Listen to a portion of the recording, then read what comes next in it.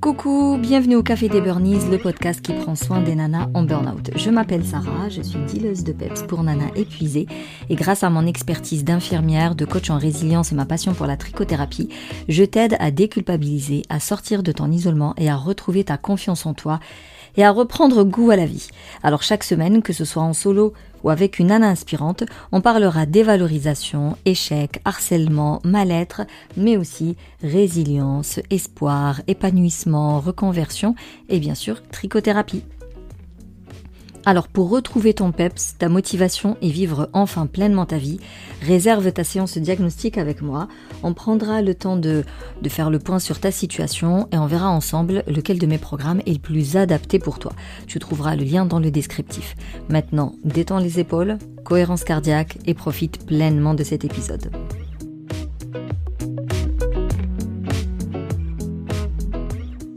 Alors aujourd'hui, on parle d'un sujet qui nous concerne toutes, surtout quand on traverse une période d'épuisement. C'est tout ce qui est imprévu.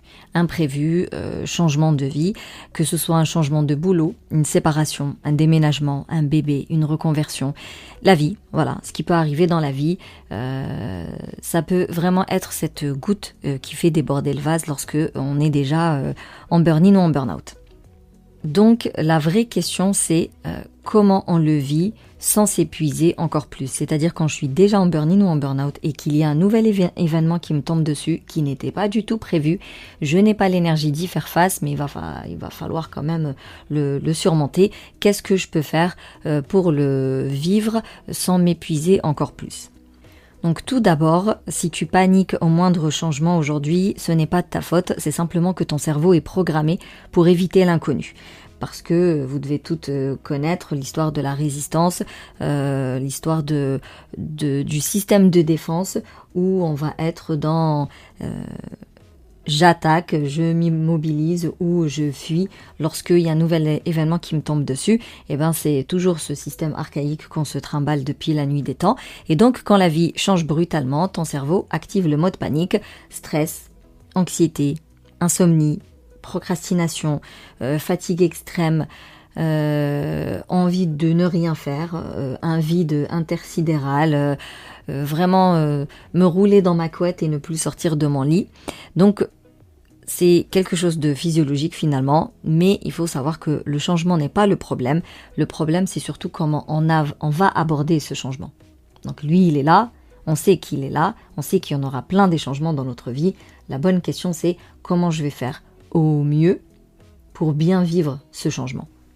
Par exemple, si tu le vois comme une menace, ton corps il réagit avec du stress et de l'épuisement. Mais si tu le vois comme une opportunité, eh bien ton corps il va changer d'énergie. Maintenant, on va parler vite fait des étapes inévitables lorsque tu croises un changement. La première, ça va être le choc ou le déni. Ça veut dire pourquoi ça m'arrive ? Pourquoi ça m'arrive à moi ? Pourquoi ça m'arrive maintenant ? Je peux pas gérer ça, c'est pas possible. Pourquoi ça m'arrive ? À ce moment-là, ce que tu peux faire, c'est vraiment prendre le temps de respirer et accepter que l'événement, il est là. Ça, on peut pas le changer. C'est trop tard. Il s'est déjà produit. On est un peu au fait accompli. Et donc, si je me sens perdue, si je me sens impuissante, si je ne sais pas par où commencer et quoi faire, c'est pas la fin du monde, c'est normal parce que j'étais pas préparée à cet événement-là. Donc je vais noter mes émotions sans les juger. Je vais me dire qu'est-ce qui m'embête exactement dans cet événement-là, qu'est-ce qui m'embête, pourquoi est-ce que ça me met autant en panique, pourquoi est-ce que je suis en choc. Là, c'est de comprendre un peu la situation. La deuxième étape, ça va être la résistance ou la peur, c'est-à-dire se dire que je vais jamais y arriver. Je vais jamais y arriver. C'est pas le bon moment, je ne sais pas quoi faire.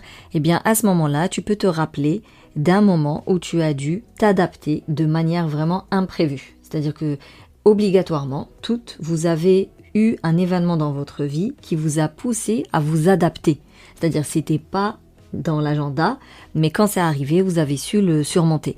Tu te rappelles ce moment-là et encore une fois, tu reviens à tes peurs, tu reviens à tes émotions et tu essayes d'en parler à une personne bienveillante. Et si vraiment il n'y a personne, tu peux toujours m'écrire, je serai ravie de te lire et de te répondre.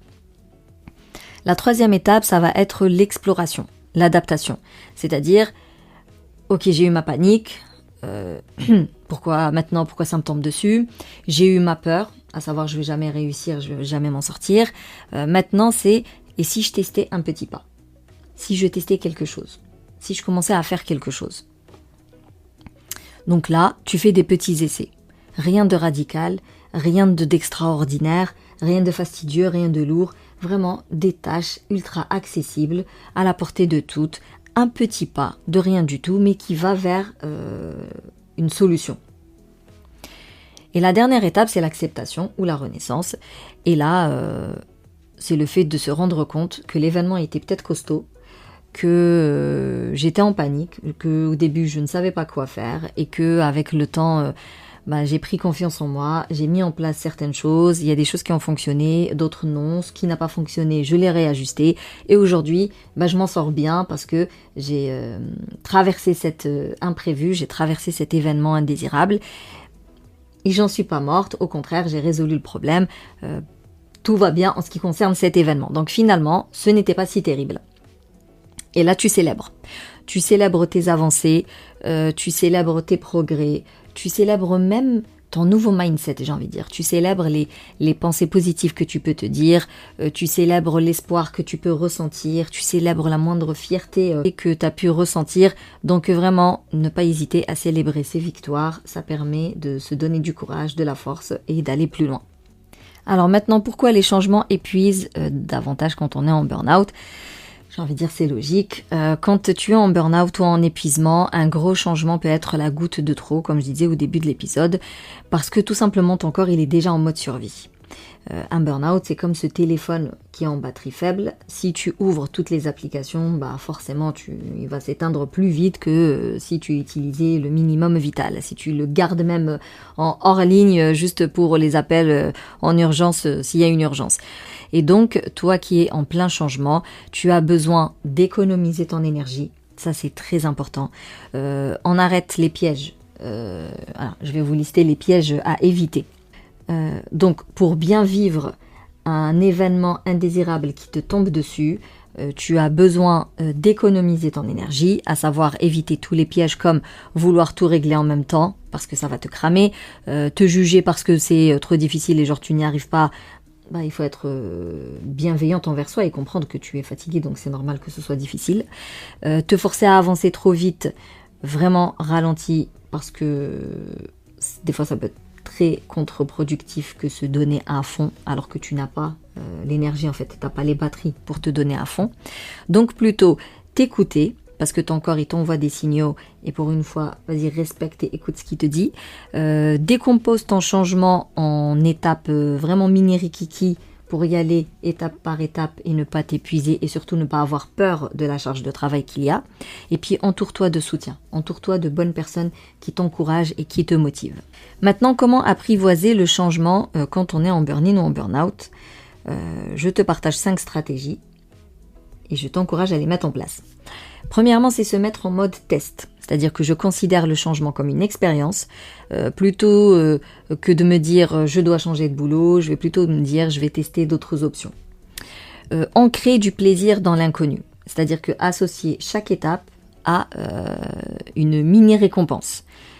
Si tu dois imaginons tu dois déménager, visualise ta prochaine maison, ton prochain appart avec la déco que tu aimes. Visualise-toi finalement dans ton futur cocon et ça va te donner du courage. La respiration et l'ancrage. Dès que l'angoisse monte, reviens à l'instant présent. Et là, il y a l'exercice connu et très facile à mettre en place. C'est inspire 4 secondes, bloque 4 secondes, expire 6 secondes. Refais-le plusieurs fois jusqu'à ce que tu te sentes détendu. Après, numéro 4, ça va être la règle des 10%. C'est-à-dire si j'ai trop de choses à faire au point où ça me met en panique, je vais décomposer tout ça et je vais me dire, si c'est insurmontable, je vais faire seulement 10% de tout ce que j'ai à faire. Tous les jours, je fais seulement 10% et vous allez voir que petit à petit, jour après jour, avec de la régularité, vous allez quand même atteindre vos objectifs. Et enfin, ralentir avant d'accélérer. C'est-à-dire que des fois, c'est mieux d'aller faire une sieste, de revenir en forme et donc faire ce que tu as à faire, que de t'acharner sur toi-même alors que tu es fatigué et en fait tu es inefficace, voire même tu sers à rien.